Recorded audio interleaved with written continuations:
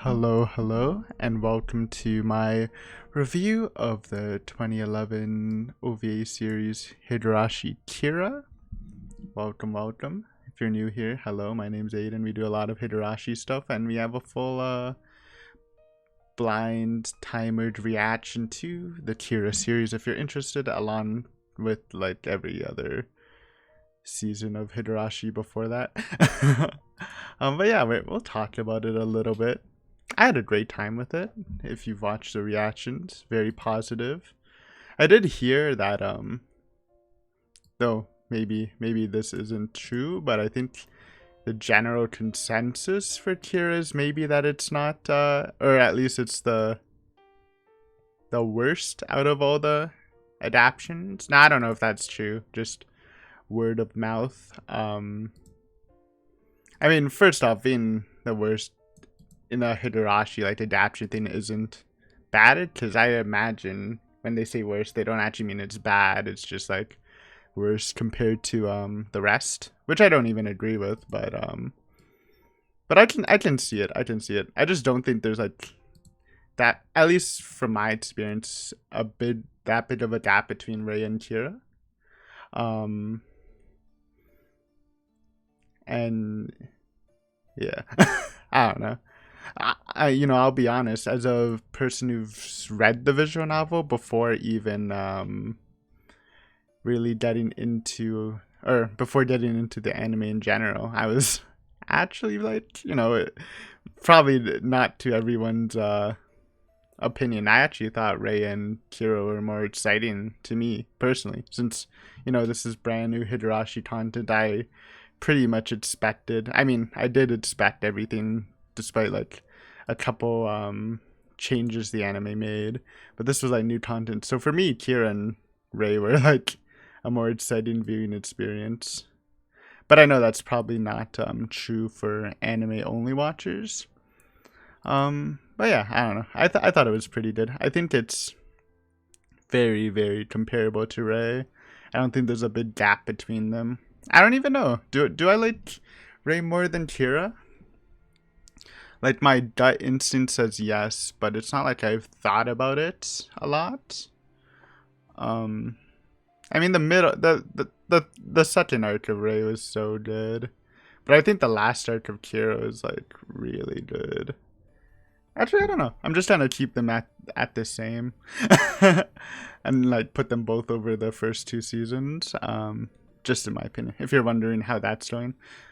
But yeah, let's actually dive into this a bit more. First off, music. Aiden, you're not playing Kira OST. I'm sorry, dude. I YouTubed Higurashi Kira OST. I saw there was no playlist, so now I sleep.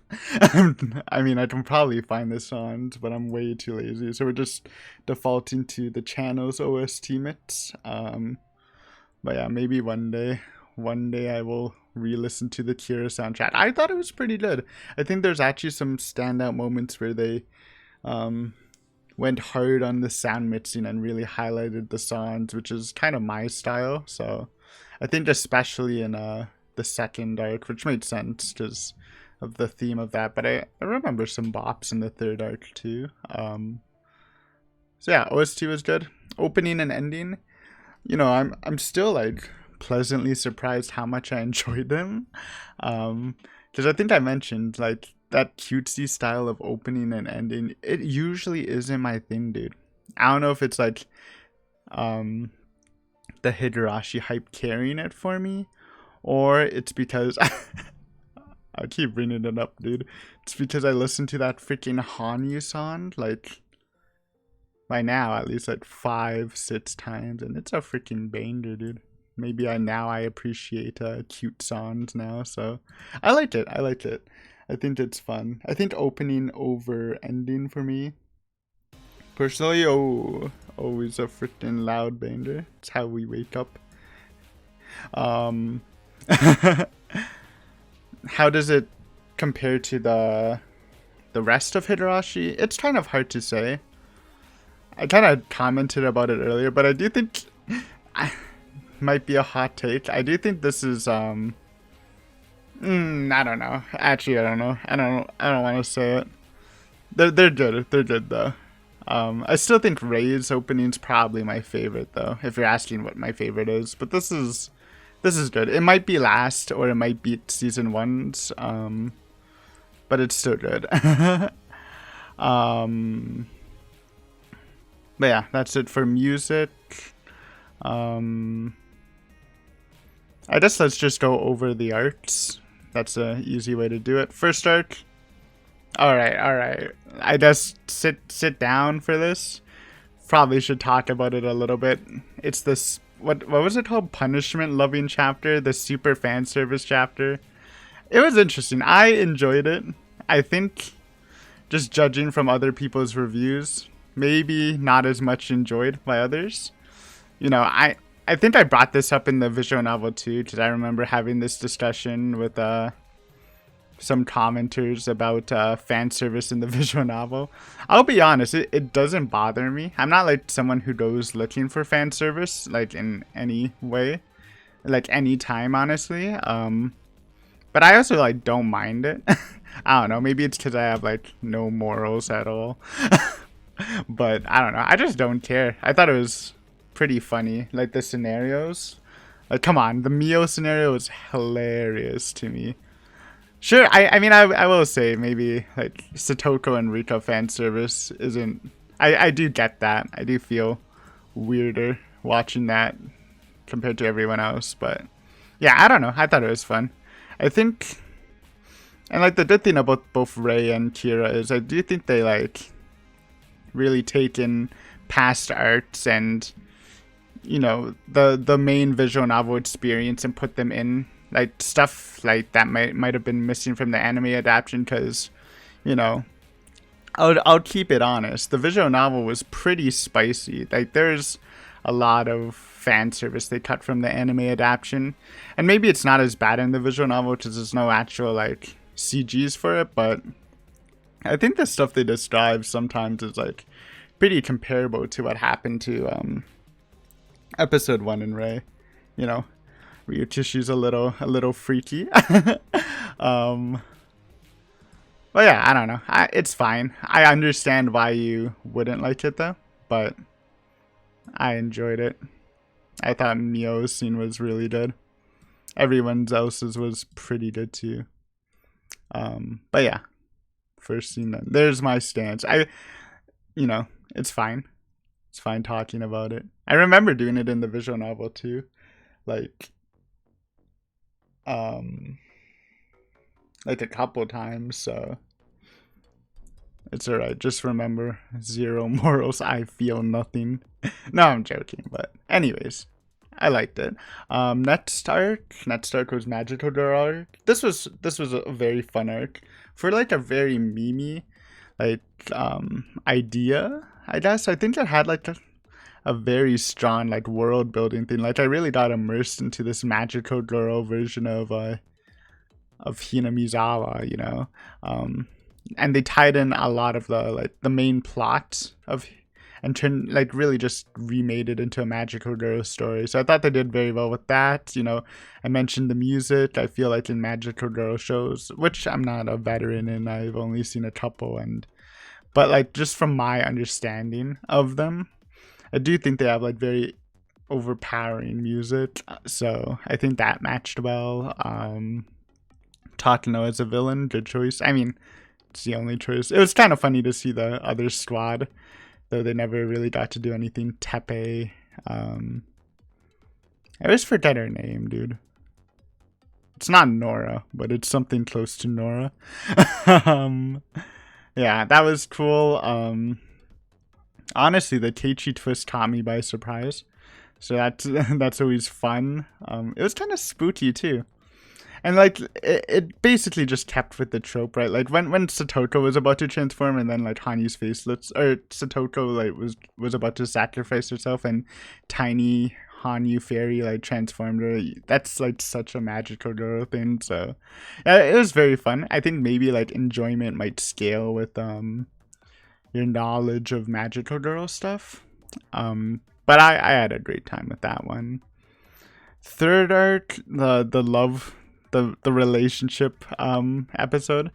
I'll still say a little baited by the preview at the end of the Magical Girl arc. I thought the third arc was gonna be a full-on Keiichi at Mion with Shion, like, kind of snooping around there. But it wasn't really. It was like a total, battle for Keiichi between the main love interests with a little Mion bias, especially sprinkled in the end, which is good. It was exciting. It was good. It was funny. You love when people misunderstood Keiichi, like, half dead, like in Shion's arms, and everyone was like, oh, he's not half dead, they're actually hugging, what is this? Like, that was hilarious, especially Rena's reaction. Everyone getting hyped to battle for the girlfriend slot for Keiichi. It was a very fun episode. I think the ending was also cute. This is basically our reward for because in Ray you kind of got a Ren at Keiichi episode. It was like a Ren at everyone episode, but it did have the Keiichi bias, especially the ending. I'd say this was kind of like the equivalent. Keiichi at everyone, but you get a little Mion bias, so that was good. And then we finish off the series with I just call it the Baby Rita arc. This arc was definitely the best, I think. Like, I don't want to say by far, but like, it was good. Obviously, it's a meme arc, but it's definitely more in the serious side. Like, not as serious as Ray's middle arc, but like, compared to like everything else in the OVAs, it was definitely serious, and it was really fun. I don't know if this is canon. I'm recording this before the last episode's posted, so maybe I get some clarification, but it might as well be canon because it doesn't actually affect anything like in the story. It just changes Rita's backstory for this event to always happen, which I think is pretty dope. Obviously, you get into some weird time fragment stuff with this, but I thought it was kind of cool. Baby 4-year-old pure Rita, pre-fragment jumping Rita was actually adorable. not just a facade. She was actually full. She was 100% Nipa, while like the Rita we all know she's just a half Nipa, because the other half is a little bit of a schemer. So she was adorable with her big poofy cheeks. Loved the scene. I loved that Hanyu got some spotlight. Like, Hanyu's always in arcs now, which is good. But she's never really taken the spotlight. I mean, you can say in Matsuri Bayashi, she definitely had some spotlight. But that was more serious. Like, this wasn't as serious. This was more character development / chilling with Hanyu, which I really enjoyed. She made some adorable face. It was great to see her reaction, saying, oh my god, I haven't seen this kind of Rita in forever. Because, even back then when they could go back this far in time, when she was still a kid, it wouldn't really be the same Rita because she's already like super matured from the jumping. So it was fun seeing Hanyu's reactions, and it was honestly, at least for me, it was definitely heartstring tugging by the end of the episode when Hanyu wanted to keep her there so she doesn't have to go through all the pain, and then Baby Rita was like, no, then I won't be able to see Hanyu, and I love Hanyu, and it was so cute, man. Arguably the cutest thing that has happened in Higurashi, at least OVAs, maybe the other stuff. But I don't know. That's unofficial. Not locking in that answer. But it was really cute. And then you just see like normal Rita just like blushing in the background because, that's her true feelings. She wouldn't want to leave Hanyu, I think. Or at least like, yeah. I thought it was, yeah. That was really good. It's also a very cool way. Like, I think Kira did like a pretty cool way to like shake things up. Because like I do say like Higurashi has like one of the best worlds to like do side stories with, just because of the whole fragment system, and they're using it in interesting ways. Like, you have like the final arc, Baby Rita arc, you have Baby Rita coming from a different timeline, or at least the same timeline, but from the past. Third episode, well, not third episode, second arc, you have Satoko traveling with Rita to a different world. I think that's a very cool thing, having other characters fragment jump. So they're playing around with the worlds very nicely. So I'm very impressed with that. But yeah, I guess Aiden, what favorite moments? I mean, okay, favorite moment of first arc, probably the Takano scene. The Anatakashi tie-in was nice. The Mion scene was maybe too spicy, but I did appreciate it. I also do love the part when